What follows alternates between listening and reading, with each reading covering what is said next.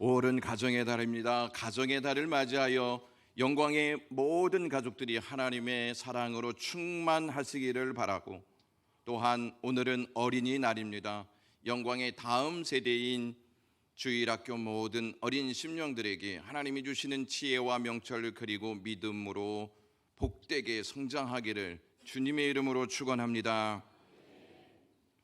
우리에게 오늘이 있다는 것은 큰 행복이 아닐 수 없습니다. 그런데 오늘은 있고 내일이 없다면 오늘은 마지막 날이 되고 맙니다.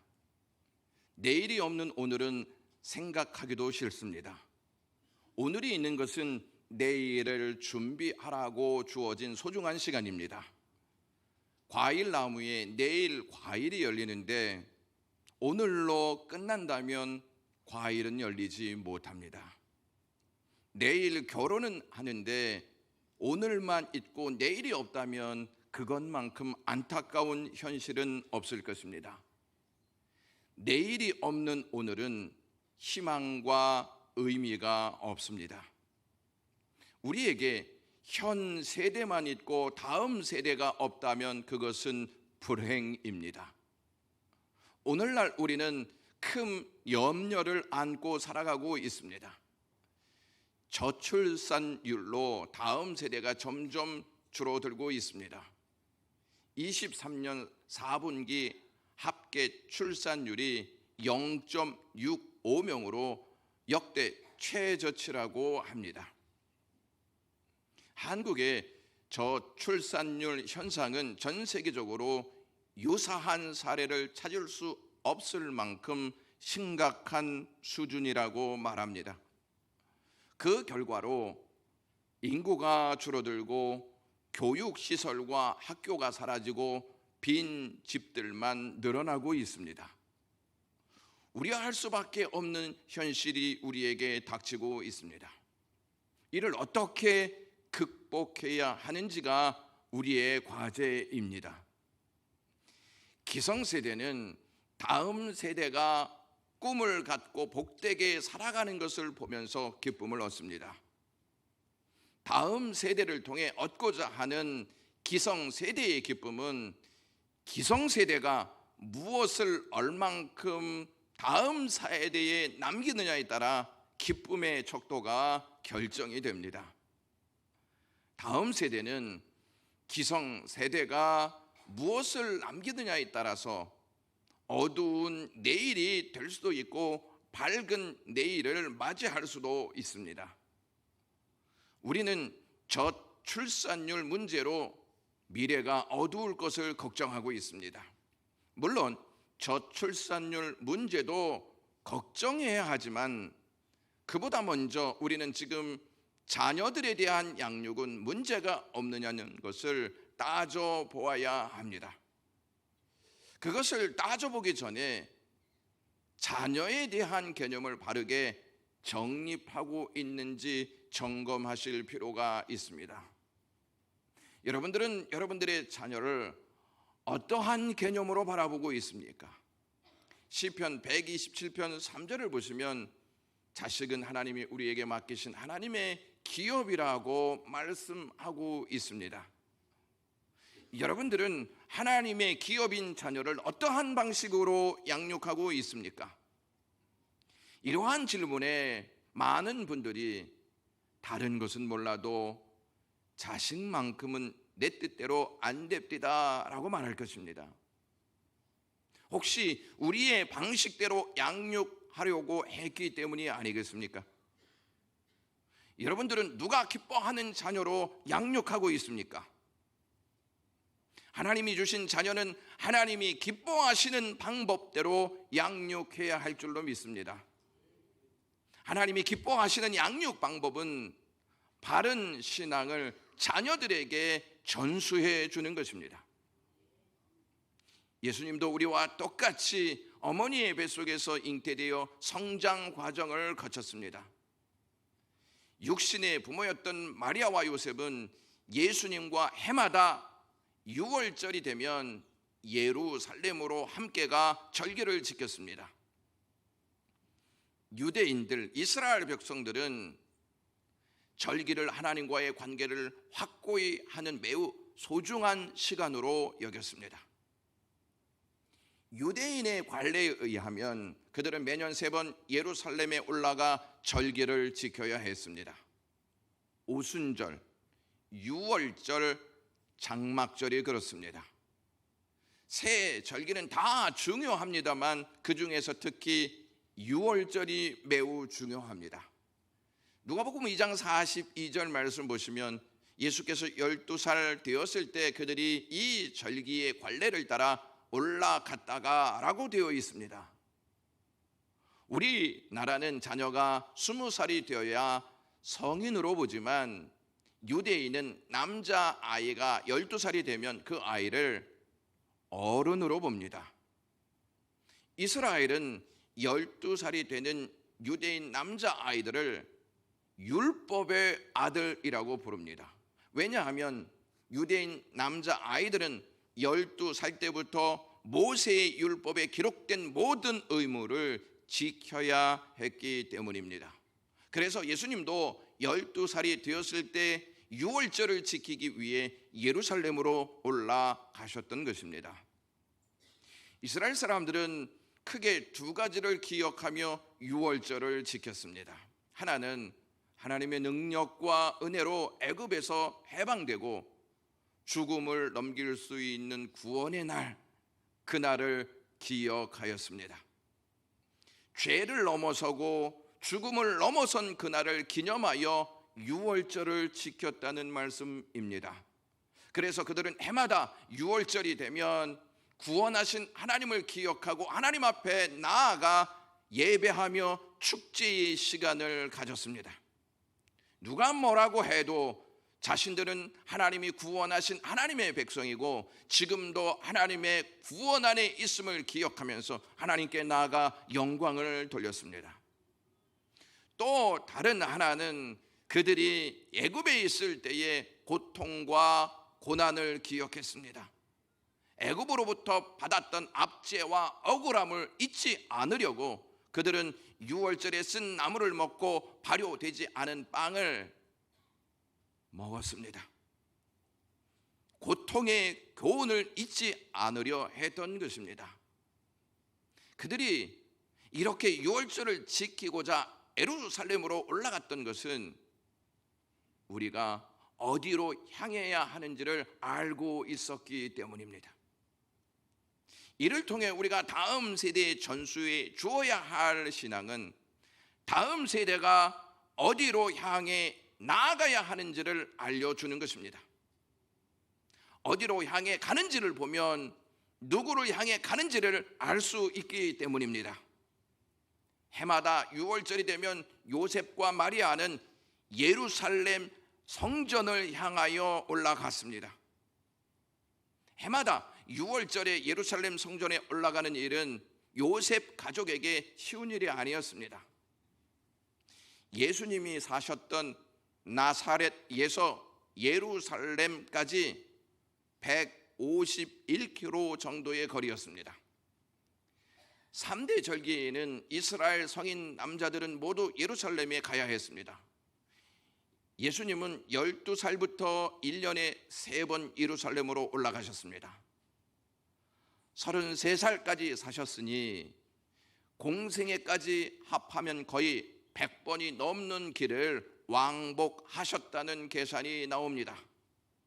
요즘 이스라엘 나라의 날씨는 45도 정도 된다고 합니다. 이 뜨거운 날씨에 151km를 왕복한다는 것은 쉬운 일이 아님을 알 수 있습니다.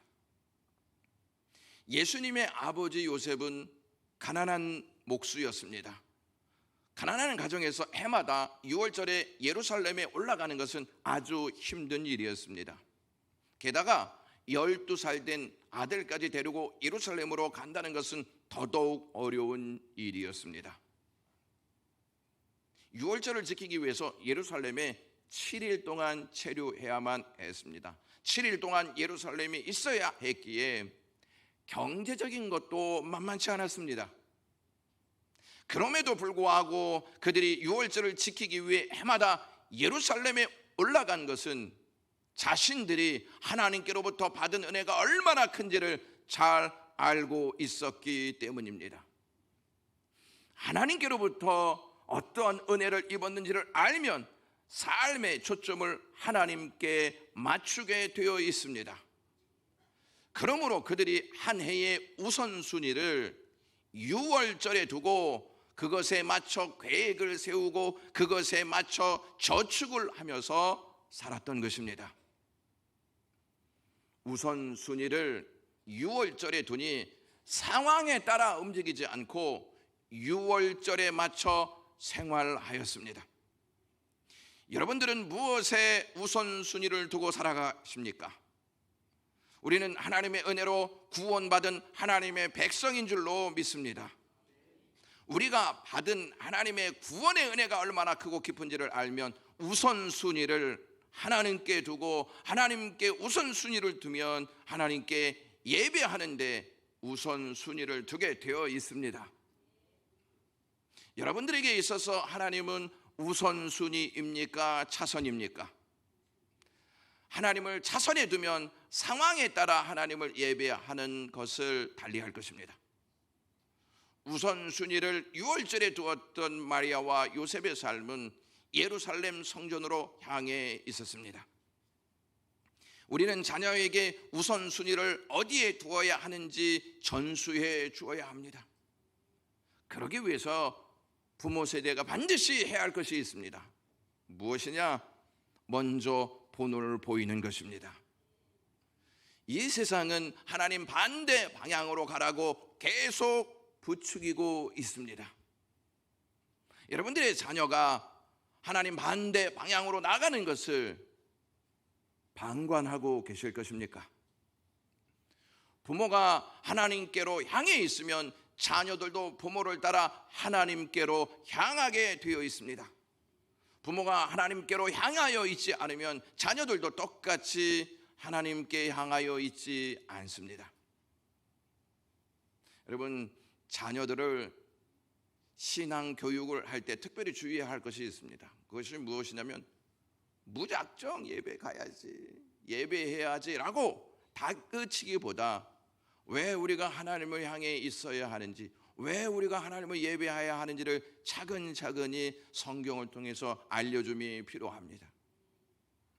우리는 하나님의 능력과 은혜로 어두움에서 해방되어 하나님의 백성이 되었다. 지금도 하나님은 우리와 함께 하심으로 우리에게 사랑을 베풀고 계시기 때문에 그 하나님을 기억하고 하나님 앞에서 사는 인생이 되어야 하고 우리의 본분이 바로 그것이다 하는 사실을 알려주어야 한다는 말씀입니다. 마리아와 요셉은 예수님과 함께 해마다 유월절에 예루살렘으로 올라가면서 무슨 이야기를 했겠습니까? 유월절이 어떠한 의미인지 자세히 말해주지 않았겠습니까?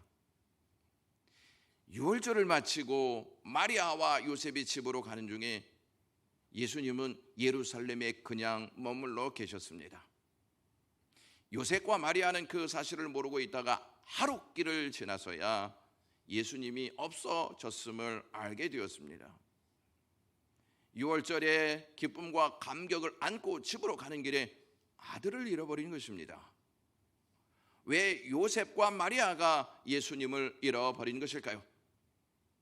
그것은 요셉과 마리아의 잘못이라고 하기보다는 예수님께서 일부러 부모를 따라가지 않았기 때문입니다. 예수님께서 어떤 목적을 가지고 일부러 부모를 따라가지 않았습니다. 혼자 예루살렘에 머물러 있게 되었습니다. 이것을 잘 설명해 주는 내용이 누가복음 2장 34절에 나오는 머무셨다라고 하는 동사를 통해 알 수 있습니다. 머무셨다라고 하는 이 동사가 능동태 목적격 동사입니다.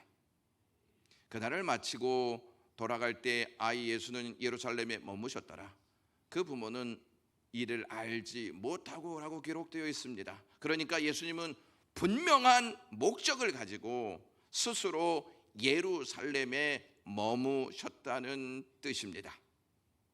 49절 말씀 보시면 예수께서 이르시되 어찌하여 나를 찾으셨나이까? 내가 내 아버지 집에 있어야 될 줄을 알지 못하셨나이까? 라고 말씀하십니다.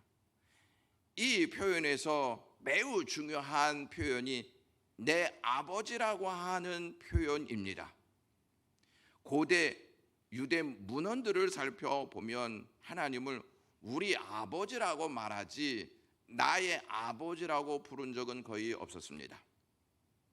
예수님은 성전이 아버지의 집이기에 성전에 머물러 계셨던 것입니다. 하나님을 아버지로 믿고 사는 자는 분명한 목적을 가지고 살아갑니다. 부모 세대가 자녀 세대에게 전수해 주어야 할 신앙이 바른 목적을 가지고 바른 곳에 머물러 있어야 하는 것을 알려주는 것입니다. 어디에 있는지를 보면 무엇을 하는지를 알 수가 있습니다. 하나님의 자녀는 하나님 아버지를 위해 사는 목적을 가지고 있어야 하고 그 목적을 아버지 집에서 이루어야 할 줄로 믿습니다.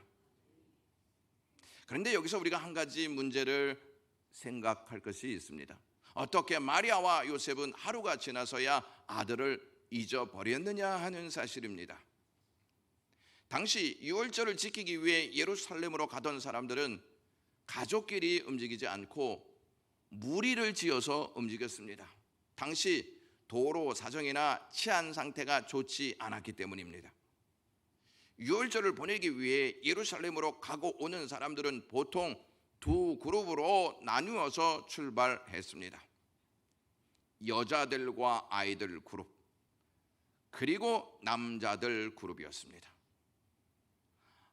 아이들과 여자들 그룹이 남자들 그룹보다 아주 일찍 먼저 출발합니다. 여자들과 아이들의 걸음이 남자들에 비해 현저히 느리기 때문입니다. 이때 여자들과 아이들만 먼저 보내지는 않습니다. 그들의 안전을 위해 남자들 몇 명이 여자들 그룹에 동행했습니다. 여자와 아이 그룹이 떠난 후에 남자 그룹이 한참 늦게 출발합니다. 남자들의 걸음이 빠르기 때문에 저녁 때 여자들과 아이들 그룹과 다시 만나게 됩니다. 저녁 때쯤 여자들과 아이들 그룹과 남자들 그룹이 미리 약속이 되어 있는 장소에 모여서 밤을 보냅니다. 다음 날 같은 방법으로 출발합니다. 저녁에 숙소에 도착하기 전까지 여자들과 아이들로 구성된 그룹과 남자들로 구성된 그룹은 하룻길을 가는 동안 서로 만날 수가 없습니다.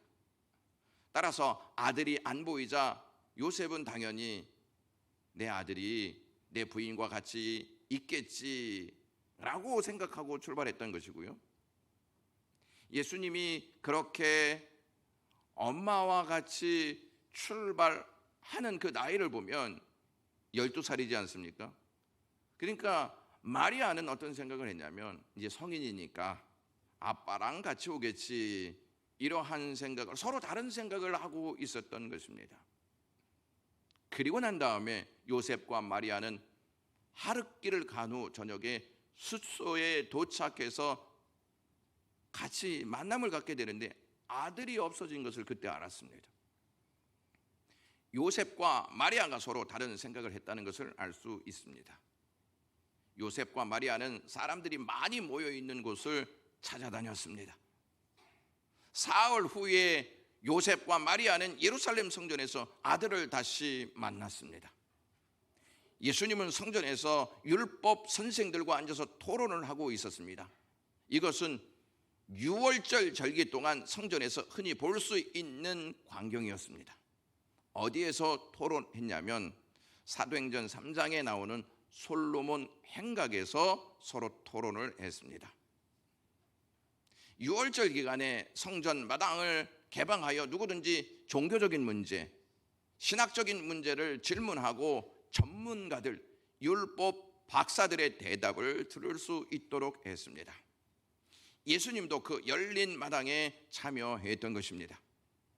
예수님은 율법 선생에게 묻기도 하고 대답하기도 했습니다. 그 자리에 있는 사람들이 예수 그리스도의 지혜와 대답을 듣고 놀랍게 여겼습니다.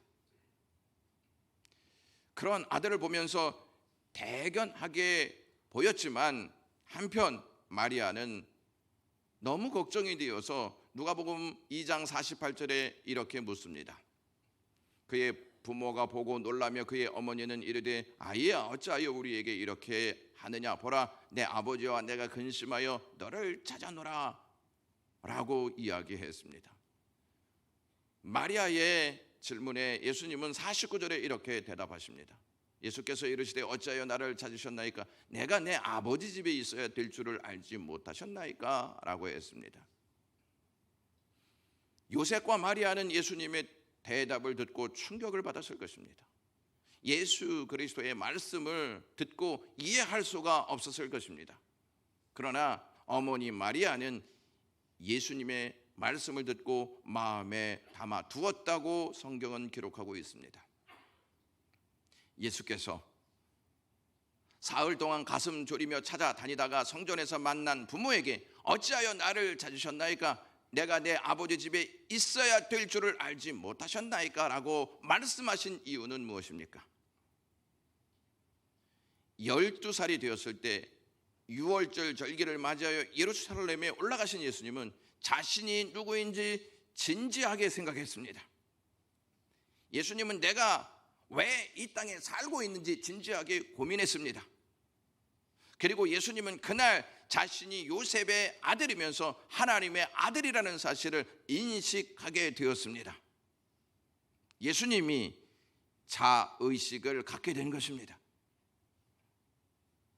예수님이 하나님을 내 아버지라고 말씀하신 것은 상당히 독특한 표현으로 성자 예수님께서 자신이 누구이며 앞으로 해야 할 일들에 대해서 정확하게 그리고 어떠한 길을 가야 할지를 알게 되었다는 뜻입니다. 예수님은 그렇게 하나님과의 관계를 알았고 자신이 걸어가야 할 길을 준비하셨습니다. 마지막으로 부모 세대가 자녀 세대에게 전수해 주어야 할 것이 있습니다. 그것은 예수님이 우리를 위하여 어떠한 일을 하셨는지를 알려주는 것입니다. 왜 누가는 다른 복음서에서는 언급하지 않는 오늘 본문 내용을 상세히 기록해 놓았을까요? 왜 다른 절기도 아닌 유월절에 예수님이 예루살렘에 오르신 이야기를 해 놓았을까요? 그것은 예수님이 이루실 구원 사역과 유월절이 긴밀한 관계를 가지고 있기 때문입니다. 유월절의 의미를 놓치면 예수님의 구원 사역의 의미를 온전히 알 수가 없습니다. 출애굽기 12장 15절 말씀에 너는 이래 동안 무교병을 먹을지니 그 첫날의 누룩을 너희 집에서 제거하라. 무릇 첫날부터 일곱째 날까지 유교병을 먹는 자는 이스라엘에게 끊어지리라. 이러한 내용이 기록되어 있습니다. 이 말씀에 따라 유대인들은 절기 며칠 전부터 집에서 모든 누룩을 제거하며 무교적으로를 준비합니다. 화면을 보여주시면 아버지가 딸을 안고 있는데 왼쪽에 보면 초가 있고 아래에 보면 나무 숟가락이 있고 오른쪽 위에 깃털이 있고 아마천이 있습니다. 어머니는 누룩을 감추고요. 아버지는 촛불을 켜고 아이들은 깃털, 나무 숟가락, 아마천을 가지고 누룩을 찾기 시작합니다. 아이들이 누룩을 찾으면 아버지는 누룩을 제거하고자 합니다. 자녀들에게 유월절에 관해 가르치라는 말씀을 적용하기 위해서 이것을 자녀들에게 전수해 주고 있는 것입니다. 아이들이 이러한 내용을 가지고 활동하면서 재미를 느끼고 의미를 깨닫게 되어집니다. 아이가 누룩을 향해 손을 뻗으면 아버지는 얘야 만지지 마, 내가 치우겠다 하고 작은 누룩 부스러기를 깃털로 쓸은 다음 나무 숟가락에 담고 아마천으로 감싼 다음 밖으로 가져가 버립니다. 그들이 4가지 도구를 사용한 거에 대하여 살펴볼 필요가 있습니다. 그것을 알면 복음의 깊이를 잘 이해할 수가 있습니다. 불을 밝히는 초는 말씀의 빛을 상징하고, 깃털은 날개 달린 성령을 상징하고, 누룩은 우리 죄를 상징하고, 나무 숟가락은 십자가를 상징하고, 아마천은 시신을 감싸 진영 밖으로 옮겨 묻는 것을 상징합니다. 모든 것이 예수님과 연관되어 있다는 사실을 아실 필요가 있습니다. 그리고 지금도 모든 유대인들이 드리는 공동 번제가 있습니다. 미호로 하메츠라고 하는데 누룩을 태우는 번제입니다. 동네 사람들이 누룩을 다 가지고 와서 한 장소에 모아두고 그것을 태워버립니다. 자, 이제 이러한 내용을 생각하시면 좋을 것 같습니다. 6월절에 누룩을 없앤다, 이것을 생각하시고 예수님이 하신 구원 역사에 눈을 돌리겠습니다. 예수님이 성전에서 돈 바꾸던 자들을 쫓아내신 사건을 아실 것입니다. 그 사건이 무슨 절기에 일어나는지 아십니까? 6월절입니다. 요한복음 2장 13절에 유대인의 6월절이 가까운지라 예수께서 예루살렘으로 올라가셨더니 라고 말씀하고 있습니다. 예수님은 6월절에 아버지의 집인 성전에서 누룩을 없애셨던 것입니다. 6월절과 누룩은 깊은 관계를 가지고 있습니다. 예수님이 태어나시기 1500년 전부터 모든 유대인이 지켜온 전통대로 예수님은 아버지 집에서, 성전에서 누룩을 없앴습니다. 누룩을 없애는 전통에 따라 이스라엘 백성들은요, 봄맞이 대청소라는 개념이 탄생되었습니다. 그래서 저희도 봄맞이 대청소를 하지 않습니까? 이것이 이스라엘 백성들을 중심으로 해서 전해 내려오는 것입니다. 유대인은 언제 6월절 양을 고르는지 아십니까? 니스안월 10일에 양을 다 고릅니다. 6월절은 니스안월 14일입니다. 양은 10일에 선택했습니다. 4일 동안 무엇을 하느냐? 양을 검사합니다. 10일에 집으로 데리고 와서 흠이 있는지 없는지, 어디가 아픈지 안 아픈지를 다 검사한 다음에 이 양은 흠이 없다, 이렇게 판결되어지면 하나님 앞에 올렸습니다. 마태복음 26장 59절에서부터 60절 말씀에 대제사장들과 온 공회가 예수를 죽이려고 그를 칠 거짓 증거를 찾음에 거짓 증인이 많이 왔으나 얻지 못하더니 후에 2 사람이 왔다, 이렇게 말하고 있습니다. 예수님이 감람산에서 잡히신 뒤입니다. 이제 대제사장들과 장로들과 온 공회가 예수님을 죽이려고 예수님의 흠을 찾기 시작했습니다. 거짓 증인들을 세워서 죄, 즉 예수님의 누룩을 찾기 시작했다는 말씀입니다. 그런데 아무도 찾지 못했습니다. 끝으로 2명의 거짓 증인들이 왔다고 이야기하고 있습니다. 앞에 거짓 증인들입니다.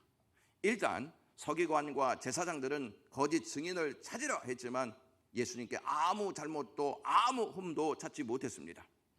이후에 헤롯과 빌라도에게 예수님을 보냅니다. 이에 빌라도가 누가복음 24장 4절에 이렇게 말합니다. 대제사장들과 무리에게 이르되 내가 보니 이 사람에게 뭐가 없도다, 누룩이 없도다, 죄가 없도다, 이렇게 말하고 있는 것입니다. 빌라도는 예수 그리스도를 헤롯에게 보내 판결을 받게 합니다. 누가복음 23장 15절입니다. 다 같이 한번 읽어보겠습니다.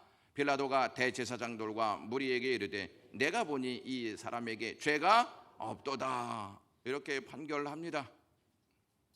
예수님이 이제 십자가에 달리시지 않습니까? 십자가에 달린 예수님을 보고 한 강도가 누가복음 23장 41절에 이렇게 말합니다. 다 같이 읽겠습니다. 이 사람이 행한 것은 옳지 않은 것이 없느니라. 흠이 없다는 말입니다. 누룩이 없다는 말입니다. 죄가 없다는 말입니다. 이렇게 어린 양으로 오신 예수님은 양을 검사하는 기간에 흠없는 양으로 인정받으셨던 것입니다. 이 일은 양을 검사하는 기간과 같은 시기에 일어났습니다. 예수님은 우리를 위해 돌아가시기 위해 예루살렘으로 계속 올라가셨습니다. 그리고 마지막까지 성전에 머무르시면서 하나님의 나라를 백성들에게 알렸습니다. 마지막까지 성전에서 하나님의 나라를 전파하신 후에 흠이 없으신 예수 그리스도께서는 흠투성인 우리를 구원하시기 위해 십자가에 달려 돌아가셨습니다. 우리에게는 다음 세대가 참으로 중요합니다. 그러나 다음 세대가 누구를 향하고 있는지, 어디에 머물러 있는지, 예수님이 우리를 위해 무슨 일을 하셨는지를 알지 못하면 소망이 없습니다. 영광의 다음 세대는 하나님을 향하여 있고, 영광의 다음 세대는 하나님 전에서 머물러 하나님을 예배하면서 예수님이 하신 일을 깊이 깨닫고 성장해야 할 줄로 믿습니다. 그 일을 위해 부모 세대가 그리스도를 깨달아야 하고 헌신해야 합니다. 기도하겠습니다. 하나님 고맙습니다. 저희들에게 오늘도 이 말씀 주셔서 감사합니다. 영광의 다음 세대가 하나님을 향하여 있게 하시고 하나님께 머물러 있게 하여 주시고 예수님이 우리를 위해서 무엇을 하셨는지를 깨닫고 살아갈 수 있는 인생들 되게 하옵소서. 예수 그리스도의 이름으로 기도드리옵나이다.